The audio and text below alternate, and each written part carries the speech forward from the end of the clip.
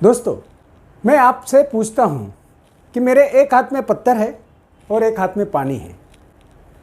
इन दोनों में से किस में ताकत ज़्यादा है? पत्थर में ज़्यादा ताकत है या पानी में ज़्यादा ताकत है? किस में शक्ति ज़्यादा है? हार्दिक जी?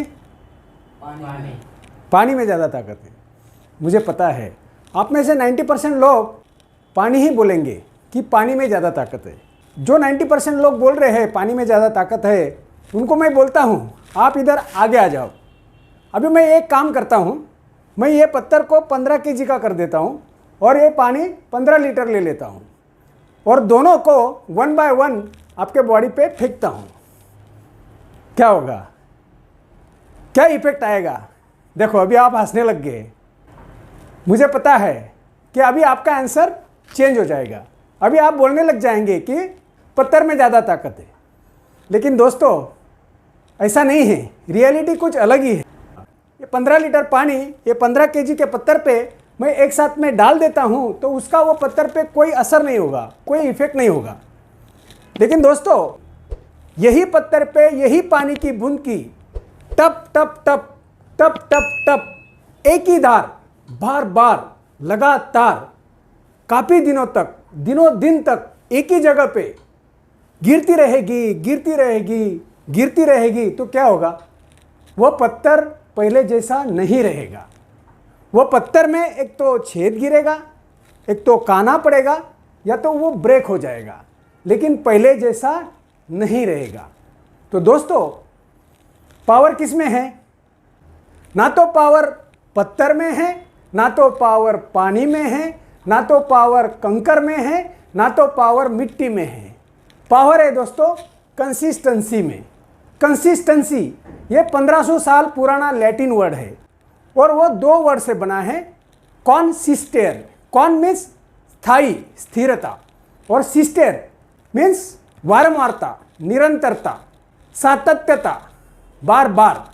हम लोग अपने जीवन में कोई भी एक्टिविटी, कोई भी कार्य एक सातत्य से करते हैं, एक वारंवारता से करते हैं, एक निरंतरता से करते हैं, तो क्या होता है? हम उसमें परफेक्ट हो जाते हैं, हम उसमें पारंगत हो जाते हैं, हम उसमें एक्सपर्टाइज हासिल कर लेते हैं और हम उसमें इफेक्टिव बन जाते हैं। तो अल्टीमेटली जो रिजल्ट है वो फ्रूटफुल हो जाता है और अल्टीमेटली रिजल्ट फ्रूटफुल हुआ तो हम काबिल बन जाते हैं। और यदि आप काबिल बन गए तो कामयाबी तो दोस्तों अपने आप चल के आती है।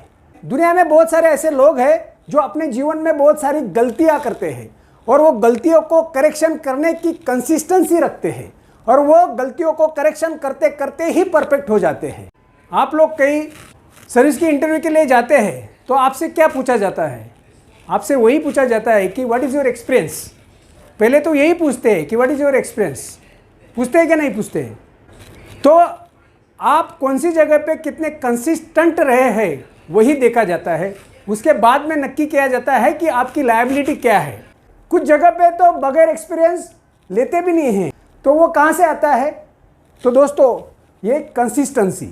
दुनिया में जो भी लोग कामयाब हुए हैं, जिन्होंने भी अपने जीवन में सफलता हासिल की है, जो सक्सेस हुए हैं, जो कामयाबी के शिखर पे पहुँचे हैं, वो सब लोग अपने प्रोफेशन के प्रति, अपने कार्य के प्रति, अपने व्यवसाय के प्रति कंसिस्टेंट रहे हैं, तभी उनको सफलता हासिल हुई है, तभी वो अपने प्रोफेशन में सफल हुए हैं दोस्तों। तो कंसिस्टेंसी का लाइफ में बहुत बड़ा इंपॉर्टेंस है। हम एग्जांपल लेते हैं दोस्तों माइकल फेल्प्स का। माइकल फेल्प्स ने 2008 में 8 गोल्ड मेडल जीते थे। उन्होंने 36 ईयर का पुराना रिकॉर्ड ब्रेक किया। 1972 में मार्स पीच ने 7 गोल्ड मेडल जीते थे, लेकिन 2008 में माइकल फेल्प्स ने 8 गोल्ड मेडल जीते और आज तक उनका रिकॉर्ड कोई ब्रेक नहीं कर पाया।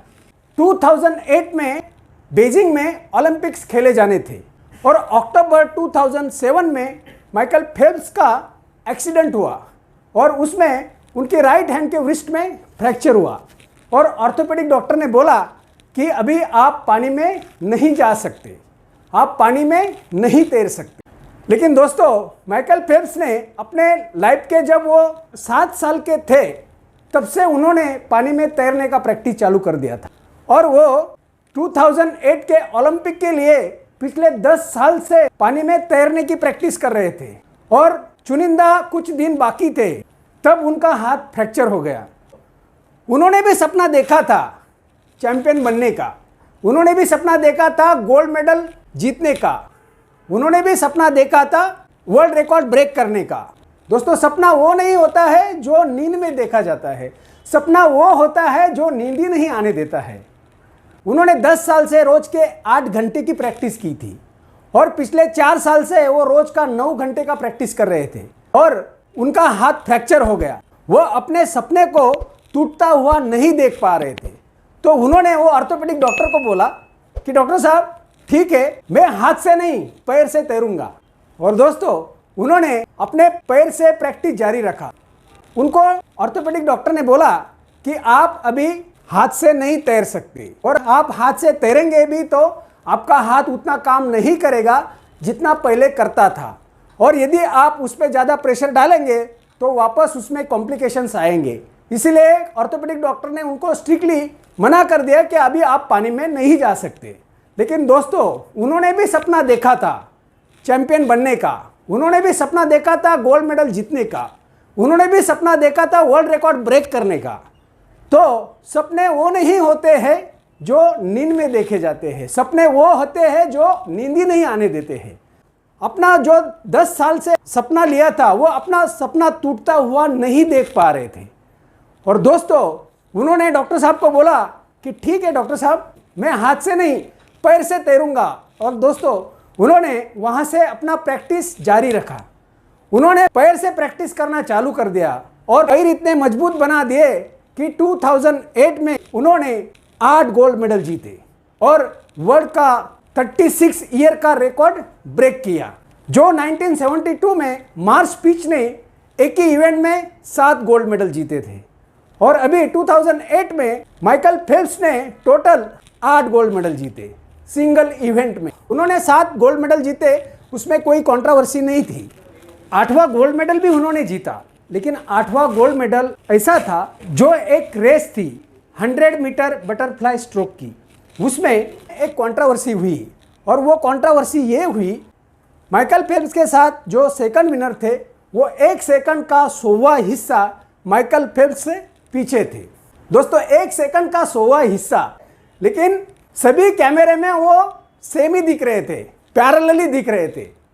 तो सभी कैमरे सभी एंगल से स्लो मूवमेंट में, स्लो मोशन में चेक किए गए और बाद में पता चला कि माइकल फेल्प्स ही विनर है और माइकल फेल्प्स को ही विनर घोषित किया गया।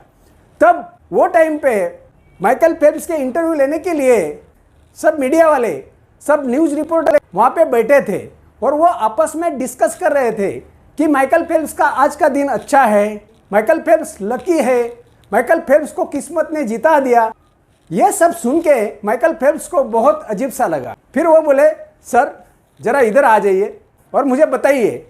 उन्होंने मीडिया वालों को बोला कि सर, आज के इवेंट के लिए मैंने पिछले 10 साल से रोज का 8 घंटे का प्रैक्टिस किया है।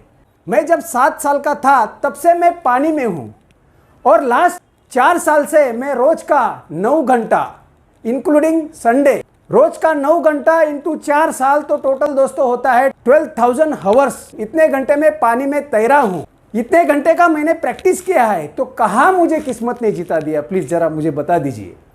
तब सब मीडिया वाले चुप हो गए। दोस्तों, कोई आदमी रोज का 8 घंटा ऐसे 2 महीने तक भी पानी में रहता है तो उसका जिस्म सिकुड़ जाएगा, लेकिन माइकल फेल्प्स ने कंटिन्यूस 10 साल से और लास्ट 4 साल से कंटिन्यूस 9 घंटा वो पानी में रहे और प्रैक्टिस किया, तभी उन्होंने 8 गोल्ड मेडल जीते।